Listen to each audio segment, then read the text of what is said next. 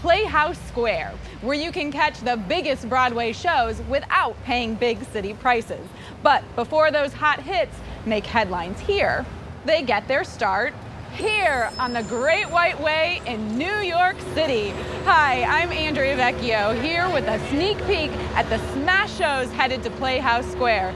Stay tuned for exclusive interviews and performances that will show you why this season it's more than just a show. It's a moment you'll never forget.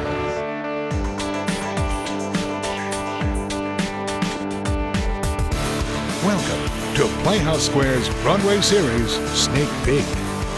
Not only is the upcoming KeyBank Broadway series at Playhouse Square packed with bestsellers and Tony Award winners, it's full of fascinating characters and, well, not the puppets that you grew up with as a kid. There are also shows that'll make you laugh, make you cry, sing out loud, and even become a part of the show itself. First, we'll go behind the scenes of a blockbuster rags to riches musical that has people dancing in their seats. Think about four guys who live in this working class neighborhood in Newark, New Jersey.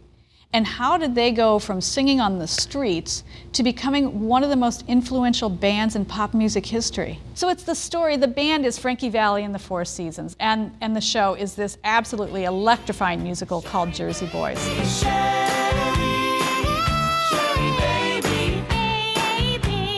Many people obviously come in knowing the music.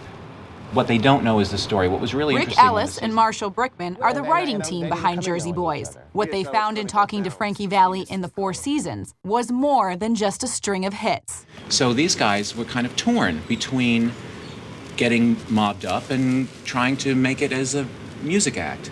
A couple of them really wanted to grow up to be gangsters, and they became musicians on the side. Frankie and Bob wanted to grow up to be musicians and tried all their lives to avoid becoming gangsters on the side. So I looked at Rick, and he looked at me, and we said, if you let us do that, it's a home run. And they said, fine, you can do our life. Walk like a man, fast as I can. Walk like a man from you. I think Cleveland's gonna love Jersey Boys. Rocky River native Dan Reichert ought to know. I got a better idea. A clean break, we buy him out. He plays Bob Gaudio in the current Broadway production of Jersey Boys. I think that this story really reveals the spirit of some people, the people that get set apart, you know, the special people that are destined for greatness, and people who actually try to make their dreams a reality. And these guys came from nothing, and they came from not a lot of money. They had a real rough go at it, and it's really a story about persistence and determination and just capitalizing on your gifts and trying to find the right connection of all of the factors that make a success a success. What are you doing? Let me handle it. To me, that's why this is so important. The music means something. Their lives mean something. And right here in Cleveland, Ohio, we can relate to people who are working and living in working class neighborhoods and dream of fame and fortune. And truly, if it happened to them, it could happen to anybody.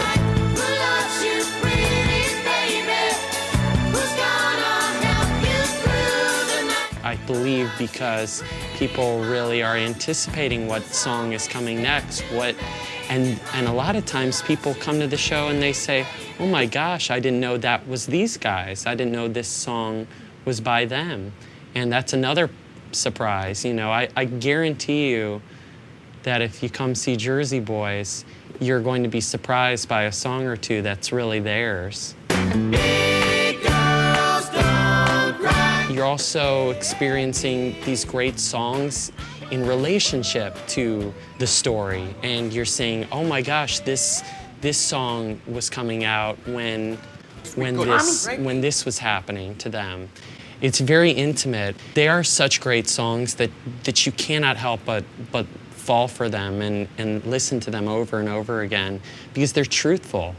All of the songs speak to a true part of ourselves, a true emotions that we have in living our lives. I think young people love the ups and downs of these guys and the relationships that they develop.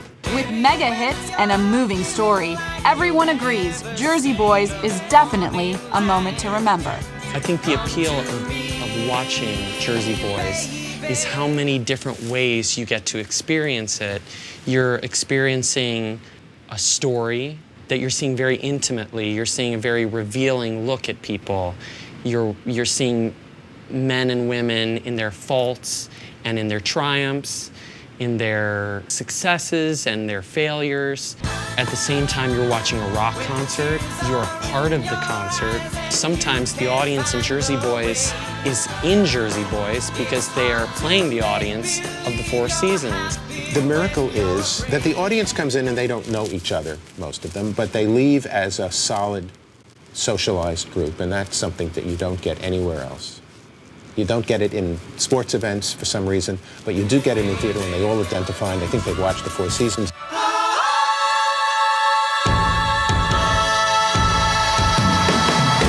And you don't want to be the only person in Cleveland who never saw this show. Jersey Boys definitely gives you a new perspective on the hits you know and love.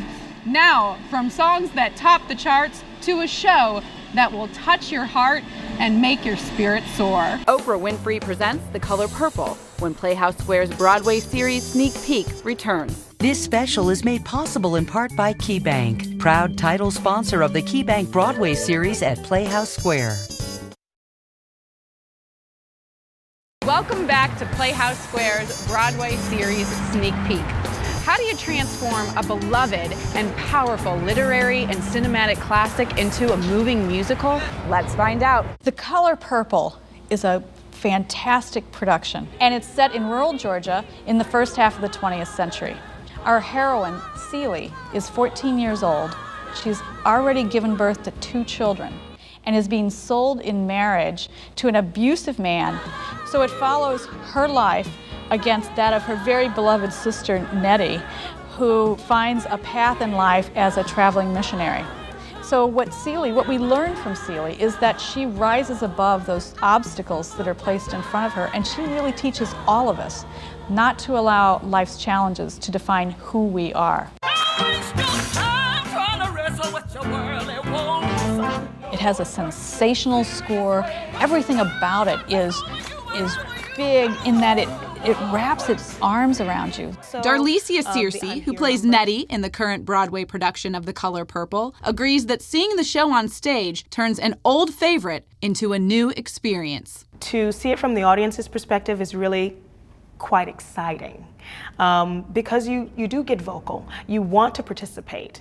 You do anticipate all of these events that you have either seen because of the movie or read because of the book. At the same time, there's so much more to live theater. There's so much to see. There are at least 5 different things going on at the same time per scene. And each time that you watch it, there's something new to learn. There's something else that can catch your attention. There's something that fulfills one sense or the other. It's a multi-sensory kind of experience. An experience Darlicia says is all the more powerful when you see it in person. What's interesting is that what happens during the course of The Color Purple in the play and the book, they're really universal themes. It's not anything that you haven't heard of before, no matter how dark the subject matter is. But fortunately, when you do come to see the play, you get a chance to experience an entire journey. You know, you get a chance to experience the arc of certain characters. And along with that, there is laughter, there is love, there is redemption, there is this wonderful emotional journey that we all go through from day to day, but in a play. Playhouse Square's Gina Vernacci agrees on the impact The Color Purple has on the audience. You'd have to be made of stone not to be touched by this show, because it really is about joy and triumph over tragedy and challenge. It is just such an important tale to tell. Who that say? Who that say? And it's a show that's leaving its mark on audiences of all ages. Powerful because it's really changing a lot of lives. And even though it's a play, you know, with music, it is a movement, and a lot of people are affected by it because of this wonderful, spiritually driven movement. What do you hope that they get out of this musical when they see it? You are going to have a phenomenal experience. So I guarantee you that when you show up and when you open up your heart and when you open up your ears and you're ready to listen and take the journey with us, that you will definitely walk away satisfied.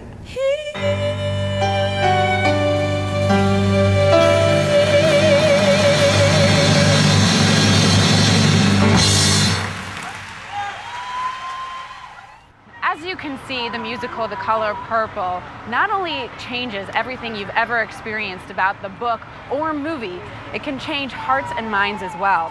And speaking of change, two hilariously original musicals are redefining the way that theater goers view and experience Broadway. Thanks for joining us for Playhouse Square's sneak peek at their 2007-2008 Broadway series. We're here at Sardi's Restaurant, where fine cuisine and famous characters come together in the heart of Broadway.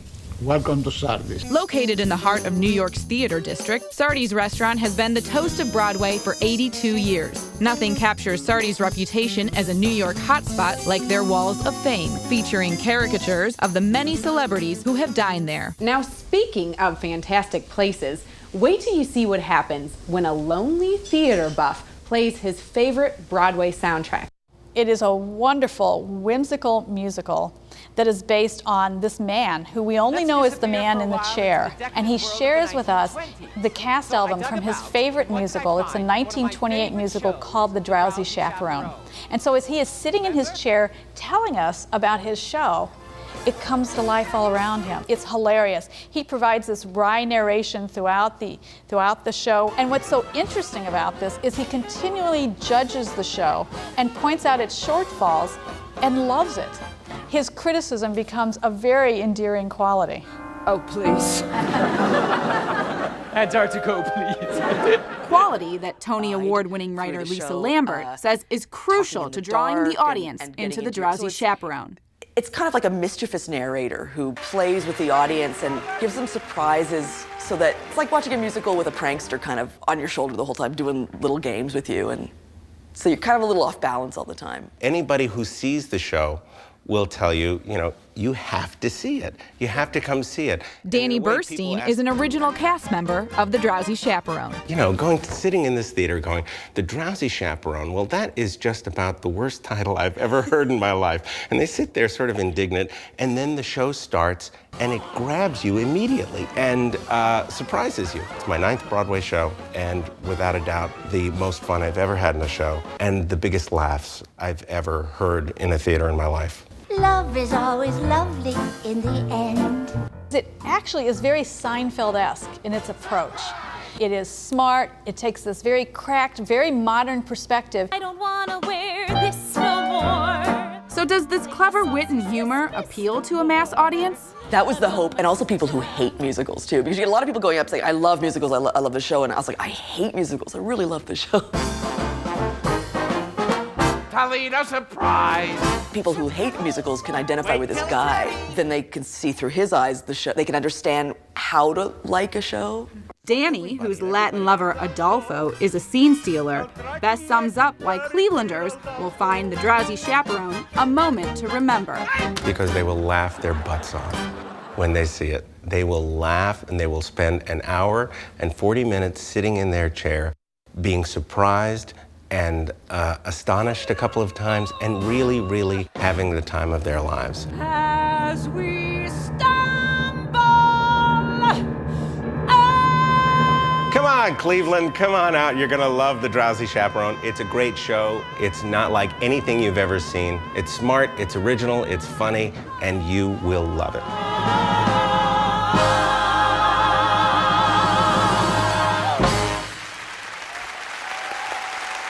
The Drowsy Chaperone is definitely a must-see when it comes to Cleveland. Now, if you thought The Drowsy Chaperone broke the mold by talking directly to audiences, how about a play that pulls you up on stage to be a part of the show? Let's take part in the fun that is the 25th annual Putnam County Spelling Bee. Do you remember That video we saw a few years ago about the young contestant in a spelling bee who was so anxious that he passed out cold, and then he dusted himself off, stood up, and spelled the word correctly. Spelling bee phenomenon was the inspiration for this very funny musical comedy. I might be smart.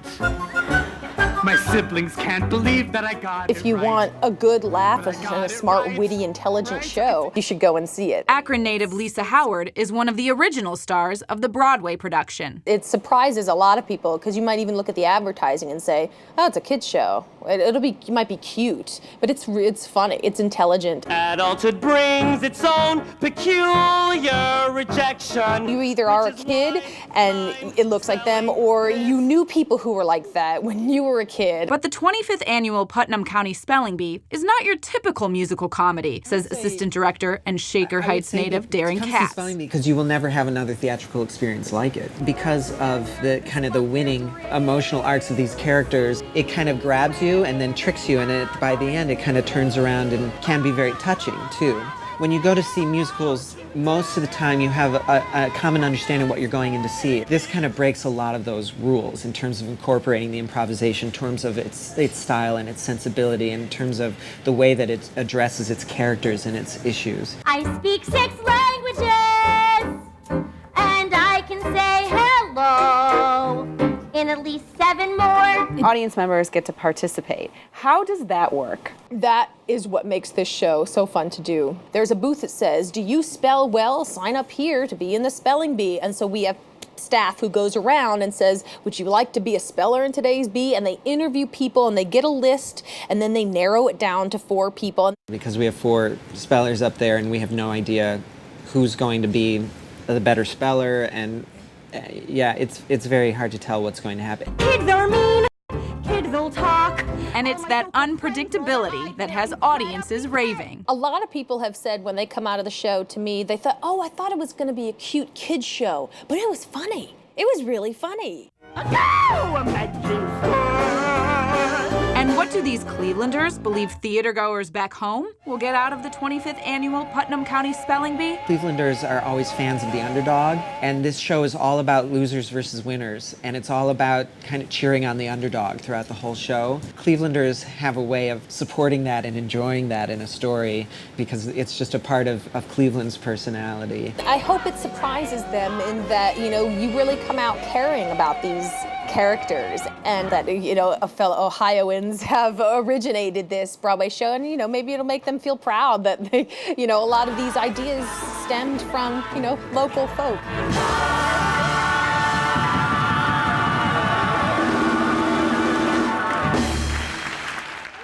The Drowsy Chaperone and the 25th annual Putnam County Spelling Bee grab audiences in ways that musicals have never done before. And speaking of attention grabbing, our next musical practically turned Broadway upside down. They're fuzzy, warm, not necessarily cuddly. Yes, they're puppets living very adult lives. Welcome back to Playhouse Square's Broadway series Sneak Peek. It's not the famous and fuzzy street your kids know and love. It's a decidedly different, very grown-up neighborhood. It's about what do you do after college, how do you find your purpose in life, how do you deal with a guy that can't commit. The little foibles of human nature like racism, you realize that everyone has that inside of them a little bit, stuff like that. It is a different kind of musical. It's bawdy, it's naughty, it has something poignant to say. What's so beautiful about this is the story primarily is told through these very fuzzy puppets who are from assorted colors and dispositions. Puppets in a Broadway musical? For Avenue Q creator Robert Lopez, the fuzzy characters are key to conveying the show's messages. It's sad but true. Everyone's a little bit racist. There's something about having puppets that when it's a human being singing a song like Everyone's a Little Bit Racist, people are a lot less likely to go with it and laugh along and realize the truth in it. Actor Robert McClure, who's traveling to Cleveland as part of the Avenue Q cast, knows that watching the show can take a minute to getting used to. I think the first 10 minutes of the show are a little confusing because you can see people and the puppets, and then about 10 minutes in, you just sort of give in and realize that having the person next to the puppet is such an aid in terms of you know, the puppet can only make so many expressions. Expressions that run through a wide range of emotions. If I told you today, hey, guess what? I'm gay, but I'm not gay. It's so funny because the show leads off with a lot of comedy songs and there's a lot of laughter, and that's always really gratifying because that's, you know, that was our first aim with the show, to make people laugh. And then towards the end of Act 1, the story starts to take over, and it's still funny, but it starts to pull some of the emotional cards. That's the most gratifying for me, sitting in the audience, when you hear people start to choke up a little bit and you realize they're choking up at a puppet. What's wonderful about the show is that it's not just shock value and it's not just humor. It has a huge heart. Avenue Q has a gigantic heart and a beautiful love story, and that's the part where you end up finding yourself really emotionally invested in the story. So what exactly will Cleveland theater goers see when they go to Avenue Q? Internet is really, really great. For porn. They're gonna see a show with songs that do stick in your head. These songs are memorable and hummable. They range from the comic to the emotional. There's an emotional payoff at the end. And so don't let the irreverence of the show fool you into thinking that it's something new and not for you. There is an element of shock value to what's going on. And a lot of people think, you know, it's puppets, I'll bring my kids. Unless they're really mature. We're thinking like 13 and up if they're mature, because you will see puppets do things you never wanted to see puppets do. And how has that blend of risque comedy, memorable music, and touching story affected audiences? I think they're surprised on all fronts. They're surprised that they laughed so hard, they're surprised that they got so emotionally involved, and they're surprised that they liked it so much. We live on Avenue Q. Our friends do too. They have a great time, that they laugh a lot, but that they also kind of emerge with an emotional readiness to take on their lives. Avenue Q is definitely a don't miss show. Well, the lights are about to dim on our time here in New York City.